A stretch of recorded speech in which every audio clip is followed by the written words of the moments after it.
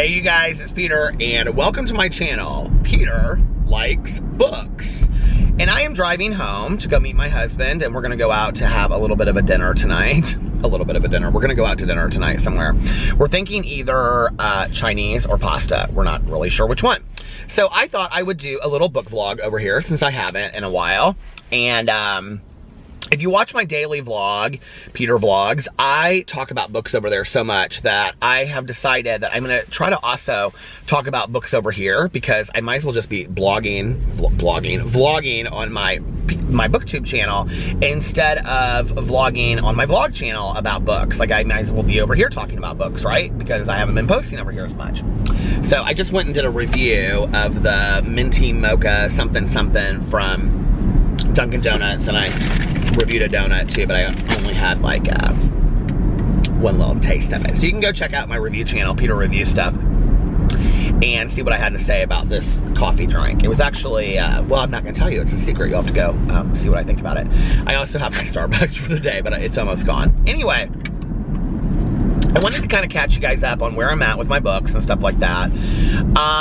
I just finished Dope Sick by Beth Macy like a week ago. That was our book club book for November. And it was about the opioid addiction in the United States, primarily in Appalachia, America, like Virginia and Kentucky, Tennessee. It was extremely interesting. I loved the book. I thought it was a really important book to read.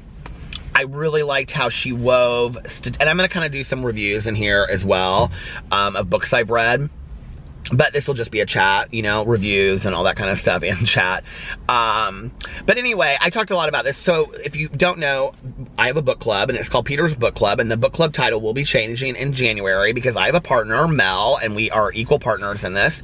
So we are currently trying to come up with a new name. It's a true crime, all true crime book club. And so we're trying to come up with a title for our club that's kind of like crime related, if that makes sense. So anyway, when I started Dope Sick, I wasn't entirely interested in it. Like, I struggled with it a lot because it was just very factual kind of information. It was a lot about lawsuits that the pharmaceutical company that had started or patented OxyContin had. And it just was a struggle to get through. But nonetheless, it was still interesting. Once I got past that part, I became really intrigued with the stories of the people that had been affected by the opioid addiction, and I just really enjoyed the book as a whole. So I finished that, and then I did a live stream. We do a live stream at the end of every book that we read, and on my YouNow, which is listed below. We went an hour and 26 minutes. Misha, hi Misha, she, hey Mel, how are you?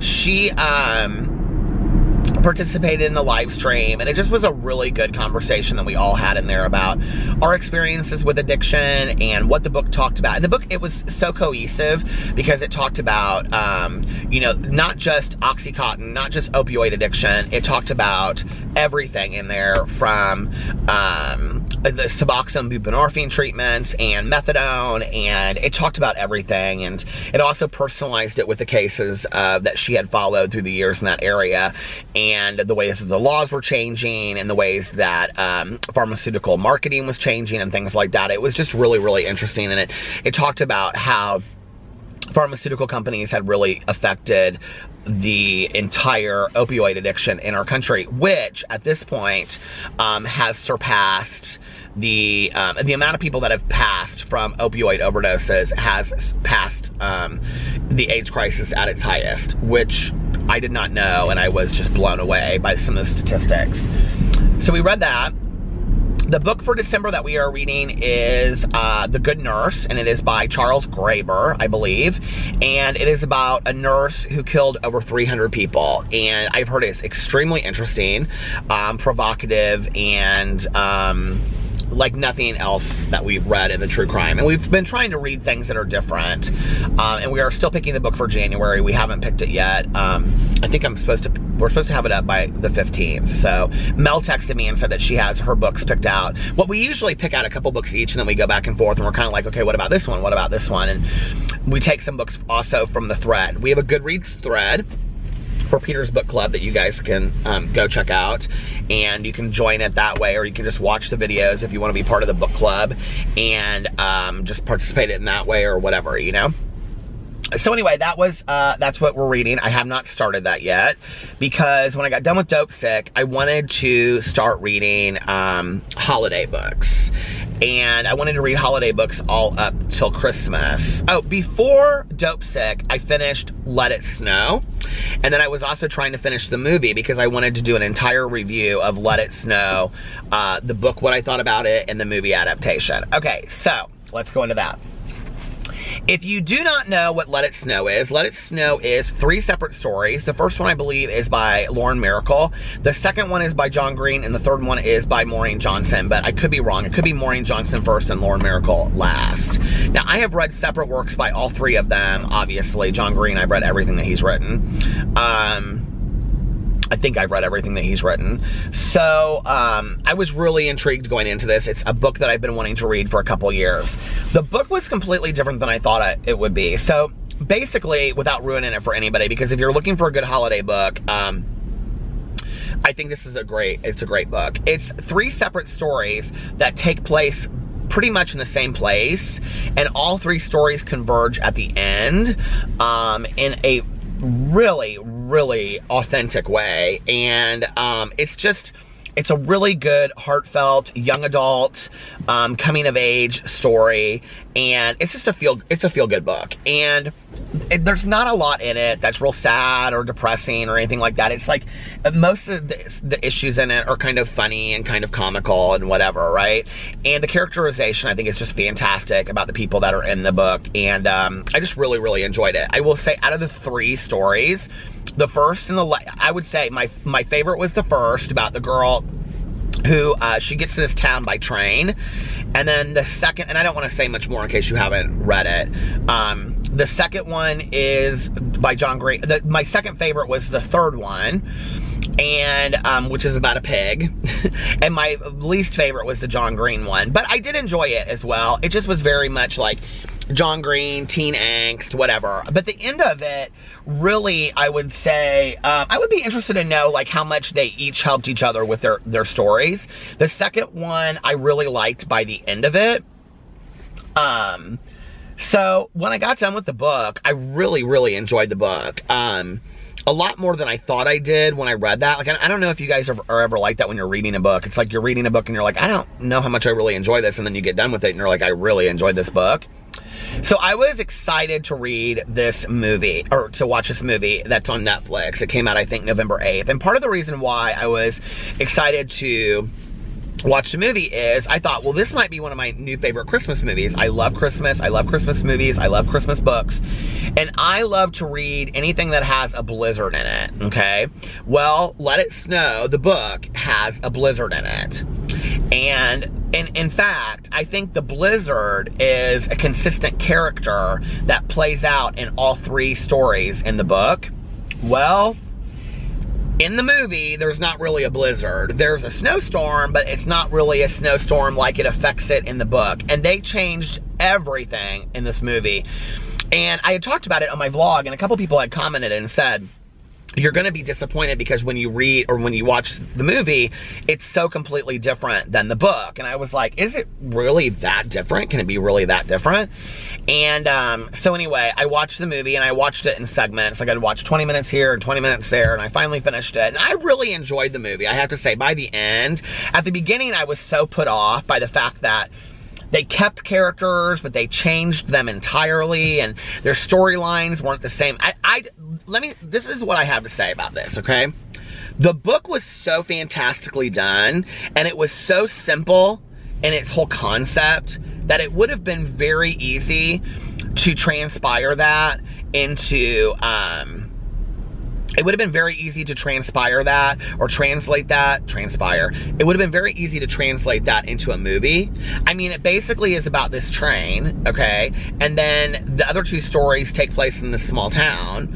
There's no reason why we needed to change it up and make it modern and throw in alcohol and party it up. It didn't need to be. It was a very simple story. And the very simple story worked really well. So the movie it wasn't that, like, you know when you watch a movie and you're like, oh, I like the book better? It was they were so completely different that you couldn't even compare the two. Basically, except for the characters' names. It didn't even make sense why they changed these things. And so, like, I liked the movie on its own. I mean, there were things I liked about it. I liked that the romantic aspect, like, was carried through in the book as it did in the movie, or in the movie as it did in the book. But I don't know. Like, they were too concerned, I think. Like, we've gotten so concerned, I think, with, like, having to have these right kind of characters and these right kind of storylines, and there has to be just tragedy and woe and all this, you know what I mean? Like, it doesn't have to be that deep. Sometimes it can just be a feel-good movie. Sometimes it doesn't have to be that deep, right? And I really think they missed the mark on the movie. I think the movie could have been so much better. They, like, put this one character in there that was, like, a famous singer, and I don't even really know why he belongs in the book as a famous singer. There was no reason why he needed to be famous. The characters in the book had more depth. They were more interesting than the characters in the movie.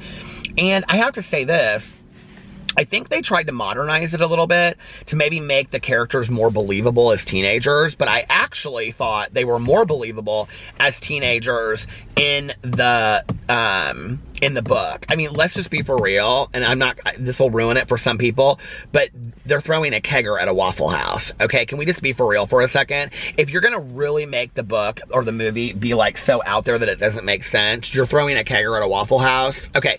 Like, and then, I don't know, there's just a depiction of that. I had real issues with it. So, I liked the movie, but the book was so fantastic, and I really just wish they would have just stuck to the movie, like, and how great, or stuck to the book and how great the book was.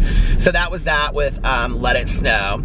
Then, I just read a book, a little small book that I found on Audible, and it is called Murder at Mistletoe Manor. And it's by, I can't remember her first name. Kristen, maybe? Kristen Tierney, I think DeBoard or something. And it was fantastic, you guys. It was 3.5 hours on Audible. I didn't really think much going into it. I had absolutely no expectations. And it was so cute. And it was just this book about this woman, Clorinda, and she had bought this several years before, like 5 years before.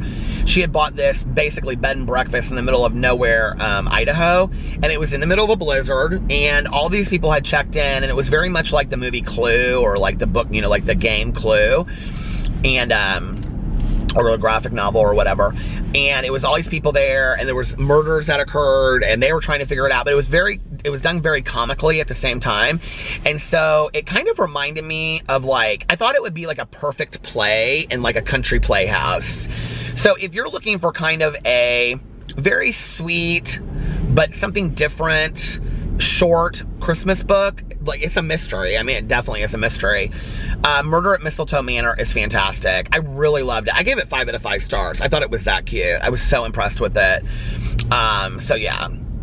And then I just started Augustin Burroughs' You Better Not Cry, Stories About Christmas or something, Stories from Christmas, and it is so hilarious, but I kind of forgot, like, how raw and off the cuff Augustin Burroughs is. I haven't read one of his books in a long time. He just came out with a new book because apparently he says he identifies as a witch now, and so he came out with a new book called, like, Toil and Turmoil or something like that, and I actually bought the book on Audible, but I haven't read it yet. That's, like, his newest one, and I haven't read an Augustin Burroughs book, and I can't even think of the last book that I read of his. But I'm loving this book, but it is very raw. So if you want to read something Christmassy and you'd like to read, like, essays, I would definitely, like, if you're easily offended, I would definitely go with David Sedaris' Holidays on Ice. Or if you want something even sweeter than that, Wally Lamb, I think it's called Hopin' and Dreamin', or Hopin' and something. But Wally Lamb, who wrote, This Much I Know Is True, and She's Come Undone. He wrote that, and I read that last year, I believe. Also, I don't know what this would be my big holiday suggestion book, would be, I can't remember the beginning of it, but it's something Holly Chase. I read that last year, and it was fantastic. I loved it. And it's basically a Christmas Carol retelling. It's about this girl, and she's totally, like, a spoiled brat, and she dies, like, right at the beginning of it, and then she becomes the ghost of Christmas past, and she has to do it every year. It's really, really well done. I mean, really well done. I really enjoyed it. And I was thinking about this the other day about, you know, books of mine that I read at the time that I'm like, oh, 5 out of 5 stars and it's so fantastic. And then ask me 3 months from now, what was that book that you were talking about that was 5 out of 5 stars that you thought was so fantastic? And I'm like, I can't remember what that was called. Versus books that I might give 4 stars to, or, you know, 3 stars to, but ask me 3 months from now, and I'm like, oh, it had such a lasting impression on me that it really was a fantastic book, right? And I think in going into trying to pick what my best books were for 2019, I'm really going to take a look at that, you know, what were books that had a lasting impression on me. And that Holly Chase book had a lasting impression on me. I really enjoyed it. The other holiday book, the Christmas book that I would recommend is the Agatha Christie Christmas book. I can't remember what it's called. It's called Christmas at something. It's her only Christmas book, I think. And it is really, really good. I really enjoyed it. So yeah, so those are some holiday suggestions that I have as far as Christmas books. And then after this, I bought like 3... what's his name? Paul Evans, Nicholas Paul Evans, or David Paul Evans, Richard Paul Evans, books that I'm going to be listening to on Audible. Those are going to be my holiday picks for the end of the year. So anyway, if you have holiday books that you think that I should read, please put it in the comment section below. I've read so many at this point. Actually, after I read The Mistletoe Manor, I was kind of like, I don't know that I want to read any more Christmas books for this year. And actually, I was talking to Mel about this because one of my favorite authors of 2019 has easily become Blake Crouch, who wrote Recursion. And before that, he wrote Dark Matter. And he also wrote the Pine series, which I read this year. And I think I read Dark Matter last year, I read Recursion this year, and I read the Pine series, which was also a TV show with Matt Dillon. And I loved the Pine series so much. And I'm really enjoying, I don't even know what this genre would be called, but it's like where you mix science fiction, and I mean like physics and things like that, like time travel and memory loss, and but like memory loss because of time travel and things like that, or like, you know, quantum physics of like, I'm like talking, I don't even know what I'm talking about right now, but like different dimensions, things like that. I really like that combined with like realistic stories. You know what I mean? Like when real people, their stories interact with the science fiction element. I'm really loving reading those kind of books. And it seems to be kind of a growing genre. I don't even know what you would call that genre. But I'm really, really enjoying reading that right now. So if anybody has suggestions like that, let me know. I actually just found a book last night called Vertical something. Vertical, I don't remember what it's called now, but I screenshot a couple books that were like, if you liked Recursion, this was on Goodreads, you know, other people that liked this book, so that's what I'm going to probably be looking at going into 2020. I wanted to finish the Harry Potter books this year. I have not. I have 3 left. That's just not going to happen this year. It's going to have to be next year, and there's so many books that I want to read. And Mel and I have already started talking about all the books that we want to read in 2020. And we have some really exciting things that we want to read. So yeah, that's kind of where I'm at right now. And that just is like a little catch up and some reviews and all that kind of stuff. I'm trying to think of what else. I can't think of anything else. He's blasting his music over there. He is seriously, I give it to this man. He is like 75 if he's a day. And his bass is pumping out of that car. He straight up looks like a mix between Ernest Hemingway and Santa Claus. Which, by the way, and this is just on a side note, I was watching it because my husband was watching it the other night. The Real Housewives of Orange County, they go to Key West, and like 3 of them go to Ernest Hemingway's house, and the other ones that stay back, they don't even know who Ernest Hemingway is. They're like, Alexa, is Ernest Hemingway an author and is he still alive? I was like, oh my God. Oh my God. And how are these people famous? So anyway, I hope you guys are having a fantastic holiday season so far. I love you, and I will see you in my next video. Bye.